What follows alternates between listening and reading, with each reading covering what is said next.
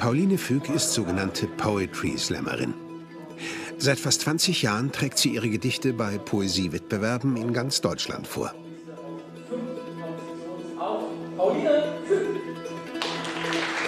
Ich würde sagen, dass Sprache und Worte einfach alles für mich bedeuten. Die Themen ihrer Gedichte sind fast immer vom eigenen Leben inspiriert.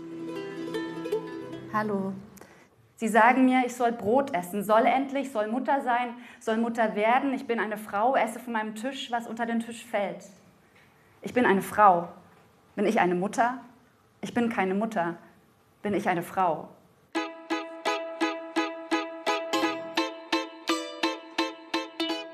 Gedichte schreibt Pauline schon seit über 30 Jahren.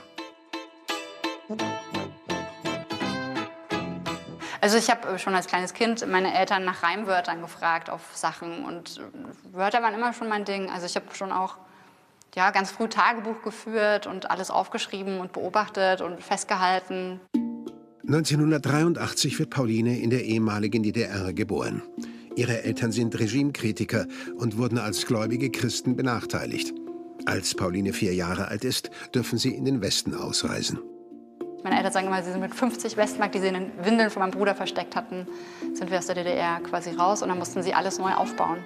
Die Familie findet Zuflucht im Auffanglager, später bei Bekannten in Bayern. 5-mal wechselt Pauline die Schule und landet in Nürnberg, wo ihr Vater einen Job als Bauingenieur findet. Es war einfach ganz klar, dass die Probleme, die Alltagsprobleme, die ich als 4-Jährige hatte, keine Alltagsprobleme, sondern politische Probleme sind. Pauline bemerkt, wie sehr ihre Eltern unter dem Verlust der Heimat leiden. Bei der Ausreise in den Westen sind auch Teile der Familie zurückgeblieben. Zu einer Person hatte Pauline eine besondere Beziehung. Ich habe als kleines Kind auch schon verstanden, ich darf meine Oma nicht mehr wiedersehen, weil sie durfte nicht ausreisen aus der DDR. Heimatlosigkeit und Abschied sind bis heute Themen in Paulines Gedichten. Irgendwo fällt ein Blatt und wechselt Farben und mit dem Wind die Straßenseite. Vorgestern habe ich zum letzten Mal deine Stimme gehört. Ab jetzt blockiere ich die Straßen. Das Dichten gibt Pauline Kraft und sie entdeckt ein Talent an sich. Sie spielt in der Theatergruppe und liebt es, ihren Gefühlen Ausdruck zu verleihen. Mit 19 meldet sie sich spontan bei einem Poetry Slam an der Schule an. Dabei treten Dichter mit ihren Texten gegeneinander an, inklusive Zeitlimit. Ich wusste auch gar nicht, wie wird das alles ablaufen, war super aufgeregt, hatte dann einen Text dafür geschrieben. Und fand das dann auch, dass ich das ganz gut gemacht habe. Und am nächsten Tag gab es einen Zeitungsartikel und es stand über jeden was drin, außer über mich. Pauline aber gibt nicht auf. Sie fasst den festen Plan, Dichterin zu werden. Nach dem Abi studiert sie Psychologie, finanziert sich das Studium mit Auftritten. Sie pilgert von Poetry Slam zu Poetry Slam, veröffentlicht Gedichte und Videos. Allein diskutiert man. Liegen bleiben oder aufstehen. Liegen bleiben oder stehen. Wenn es nur diese zu klärende Frage gäbe.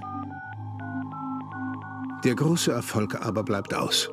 Pauline verdient wenig Geld, kann von den Gagen nur gerade so ihre Miete bezahlen.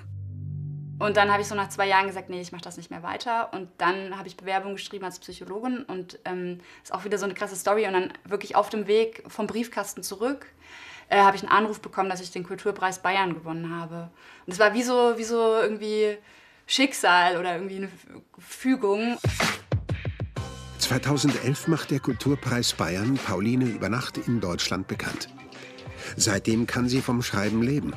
Und ihre Texte finden bei Kritikern und auch bei einem größeren Publikum Gehör. Es war eigentlich schon so bei meinen allerersten Auftritten, dass ich eben das total spannend fand, wenn dann plötzlich das Publikum ganz ruhig geworden ist und ich gemerkt habe, krass, die hören mir jetzt wirklich zu und denen bedeutet es was ich sage. Der nächste Text heißt Spuk. Inzwischen ist sie in der Poetry Slam Szene fest etabliert und hat schon viele Wettbewerbe gewonnen. Was bist du für eine? Ich bin eine Frau. Dankeschön. Beim Poetry Slam bestimmt traditionsgemäß das Publikum den Sieger. Der Dichter mit dem lautesten Applaus gewinnt. Für Pauline Applaus jetzt! Herr Leo, jetzt! Gut, dann würde ich sagen, einen kleinen Ticken lauter. Leo Ackermann. Ums Gewinnen geht es für die 38-Jährige nicht mehr so sehr. Sie braucht die Bühne, um gehört zu werden und weist mit ihren Texten auf gesellschaftliche Probleme hin. Ich wurde so super krass politisch erzogen. Also immer, wo Gefahren sind oder wo irgendwie was unfair ist oder wo was fair ist oder so.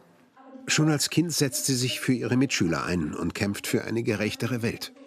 Seit ich in der Schule war, ist mir immer aufgefallen, wenn jemand ausgeschlossen war oder wenn jemand aufgrund anderer Voraussetzungen vielleicht was nicht gut konnte, und habe mich dann auch schon immer, ich war immer Klassensprecherin und so, und ich habe mich dann immer dafür eingesetzt, dass keiner zurückbleibt.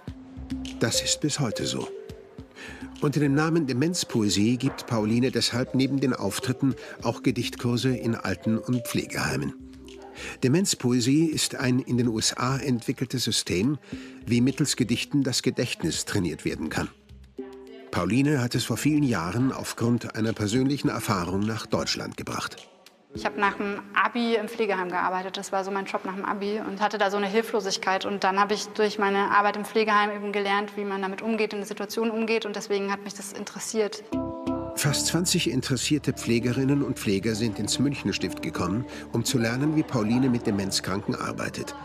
Bevor auch die dementen Bewohner des Heims dazukommen, trainiert sie erst einmal mit den Pflegerinnen und Pflegern allein. Kleines Gesicht. Knautschen, richtig knautschen. Großes Gesicht. Die Lockerungsübungen helfen, damit die Gedichte später von den Bewohnern verstanden werden. Dass Pauline auch Psychologin ist, hilft ihr, wie letztens bei einer brenzligen Situation. Da haben wir ein Gedicht geschrieben zum Thema, was ist das Schönste, was in ihrem Leben passiert ist. Und dann meinte einer, als ich 3 Russen erschossen habe. Und da muss man natürlich überlegen, wie man damit umgeht. Demenz kann eine große Belastung für die Betroffenen und deren Familien sein. Schön, dass Sie da sind. Wir machen heute Gedichte. Gedichte. Die Demenzpoesie kann die Krankheit nicht aufhalten, aber wenigstens das Gedächtnis trainieren. Erden steht die Form aus dem gebracht. Heute muss die Glocke werden und Festgesellen sein zur Hand. Das gemeinsame Sprechen alter Gedichte fördert die Erinnerungsleistung. Paulines Frage, was ist Kunst, aber ist für die ältere Generation irritierend. Das ist falsch am Platze, weil Sie haben ja auch keine Zuhörer hier. Man muss sich beschäftigen mit Kunst, dass man was versteht. Richtig. Bei der Demenzpoesie sind Konflikte und Diskussionen ausdrücklich erwünscht. Das gehört dazu und es ist auch komplett normal, dass auch was blöd gefunden wird oder was gut gefunden wird oder dass mal jemandem langweilig ist. Also eigentlich nehme ich immer die Sachen, wo man denkt, okay, jetzt müssen wir einen Cut machen. Das nehme ich dann, um was Positives für das nächste draus zu machen. Und ist das Kunst? Oder? Aus den Wortfetzen der kunstkritischen Bewohner schreibt Pauline spontan einfach ein Gedicht. Schreibe ich hier direkt auf. Was macht die jetzt da? Ich habe ein Gedicht geschrieben über Kunst. Kann das weg oder ist das Kunst? Ich verstehe viel zu wenig von Kunst. Das muss mal einer erst verstehen, diese Kunst. Für Pauline ist die Demenzpoesie eine körperliche und geistige Höchstleistung. Ich bin glücklich, also ich bin auch sehr zufrieden und ich bin aber auch jetzt ganz schön groggy. Pauline glaubt an die Kraft der Poesie, egal ob als Dichterin auf der Bühne, als Psychologin oder bei ihrer Arbeit mit demenzkranken Menschen. Sie möchte mit ihren Worten die Welt verändern. Ja, ich glaube schon, dass es was verändern kann. Also ich hoffe auch, dass es was verändern kann, weil sonst würde ich das ja alles umsonst machen.